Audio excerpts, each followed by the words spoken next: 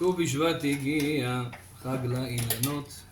We have ט"ו בשבט בעזרת השם in 2 more days. Wednesday night this year we will celebrate the celebration of ט"ו בשבט. So ט"ו בשבט, the Mishnah says Rosh Hashanah leElan. It's the Rosh Hashanah, it's the New Year's for the tree. It doesn't say for the trees, it says for the tree. The Zohar HaKadosh explaining why it say for the tree. Should be the celebration of the trees, not one tree. But there is a big secrets behind it.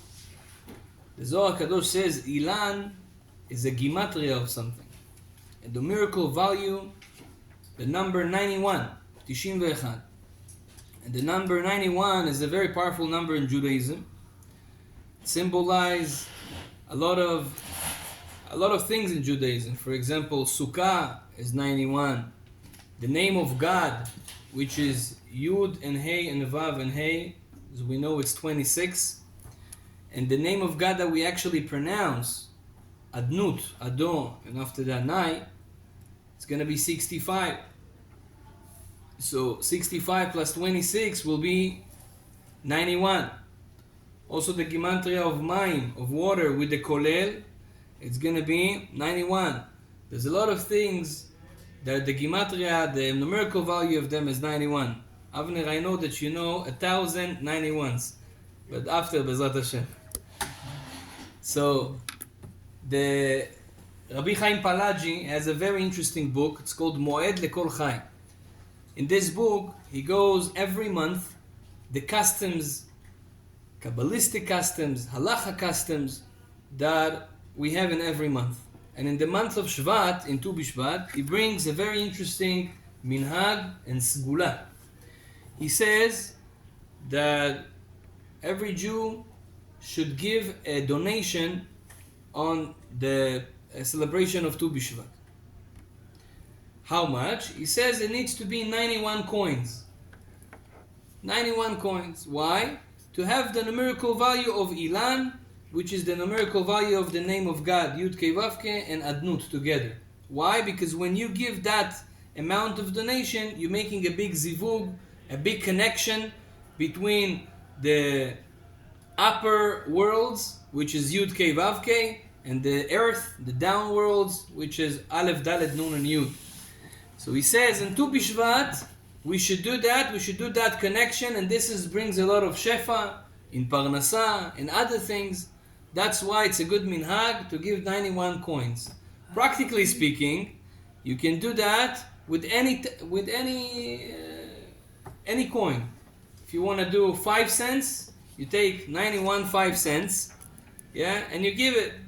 You can calculate how much is it. Let's say 91, I never calculate 5 cents, but 10 cents, 25 cents, calculate how much dollars it is, and give it to donation in the day of Tu Bishvat. If you can't give it mamash to the synagogue, or to poor people, or to Bachur Yeshiva, someone that learns Torah, or to a Kolel, you can put it in the pushka in the day of Tu Bishvat. It's considered that you did it as much as you dedicated it on the day of Tu Bishvat.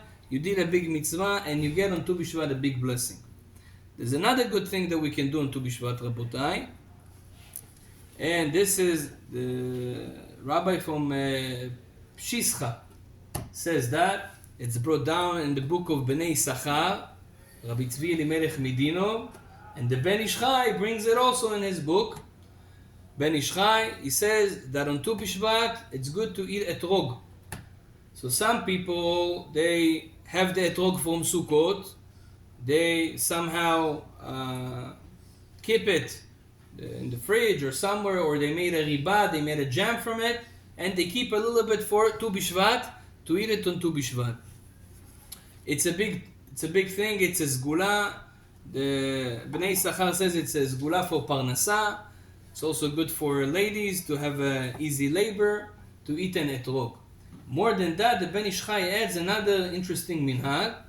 He says that on Tu Bishvat, that's the day to pray for an Etrog on Sukkot. On Sukkot we need an etrog. Etrog, that's one of the main items that we need on Sukkot. When is the time to pray to get a good etrog?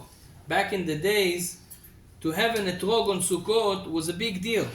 In Baghdad, sometimes in Berdichev, in different places, we hear a lot of stories in the books that they had only one etrog for the whole city. Sometimes they even didn't have one. They made Sukkot without etrog because it was very hard to get. Even though in our times it's very easy to get, a good etrog, it's a Segula to get married to a good wife, it's a Segula to have good kids, as we know, meudar etrog.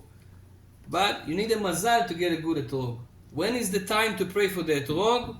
Says the Ben Ish Chai on Tu Bishvat. And if you pick up the book of Lashon Chachamim, the book of the Ben Ish Chai, he brings there a prayer on Tu Bishvat for etrog. I'm sure everybody's gonna send to each other this prayer this year.